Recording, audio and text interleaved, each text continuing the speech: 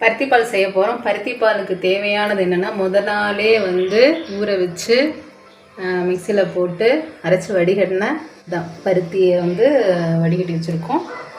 அது வந்து பச்சரிசி மாவு, பச்சரிசியை வந்து ஊற போட்டு அதை அரைச்சி வச்சுருக்கோம். தேங்காய் பால் கொஞ்சம், வெல்லம், இதை வச்சு எப்படி வந்து நம்ம பருத்தி பால் செய்கிறதுன்னு பார்ப்போமா? ரொம்ப சிம்பிளானது தான். ஃபஸ்ட்டு எல்லாம் ரெடி பண்ணி வச்சிட்டோம்னா ஈஸியாக செஞ்சிடலாம். இதை எடுக்காத, விடாமல் கிண்டிக்கிட்டு இருக்கணும். என்னடா அப்படி கருப்பாக இருக்கேன்னு நினைக்காதீங்க. அந்த பருத்தி விதையோட நேரம் அப்படி இருக்கும். பட் நேரம் ஆக ஆக ஒரு டார்க் எல்லோ கலர் கொடுக்கும். சரியா?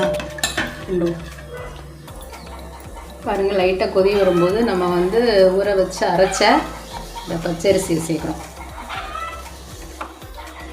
தண்ணி ஊற்றுறோம். சேர்த்துட்டு நம்ம கிண்டணும். பாருங்கள், அப்படியே கிண்டிக்கிட்டே இருக்கணும். அதாவது இந்த பச்சரிசி மாவை ஊற்றுறோம் இல்லையா, அப்படியே கைப்படாமல் கிண்டணும். கொஞ்சம் நேரம் கழிச்சு கிண்டிட்டிங்கன்னா அப்படியே கட்டி கட்டியாக போயிடும். அதனால் வந்து இந்த பச்சரிசி மாவு ஊற்றும்போது கைவிடாமல் கிண்டிகிட்டே வரணும். ரொம்ப ஓவராகவும் கிண்டக்கூடாது. பச்சரிசி மாவெல்லாம் சேர்ந்து வந்தோன்னே என்ன சேர்க்க போகிறோம் அப்படின்னா, வெல்லம்.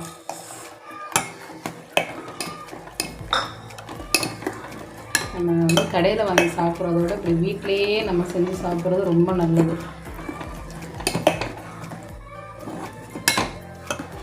பச்சரிசி மாவு சேர்க்குறதுனால அடி பிடிக்கும். அதனால் வந்து தான் கிண்டிக்கிட்டு இருக்கோம். ஏனும் சுக்கு தட்டி வச்சுருக்கேன், அதை போட்டாச்சு. என்ன சேர்த்துருக்கோம்? பருத்தி பாலில் வந்து பச்சரிசி மாவு ஊற்றிருக்கோம். அதை ஊற்றி கிண்டிகிட்டே இருந்திருக்கோம். அதுக்கப்புறம் வந்து வெல்லம் போட்டு கிண்டியிருக்கோம். இப்போ ஏலம் சுக்கு அந்த பொடி போட்டிருக்கோம்.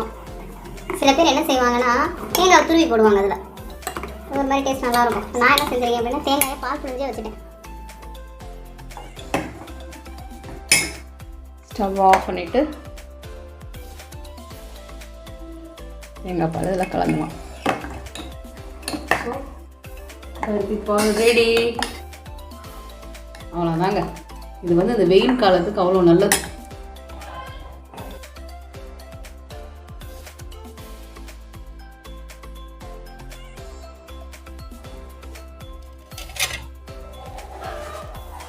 பருத்தி பால் ரெடி.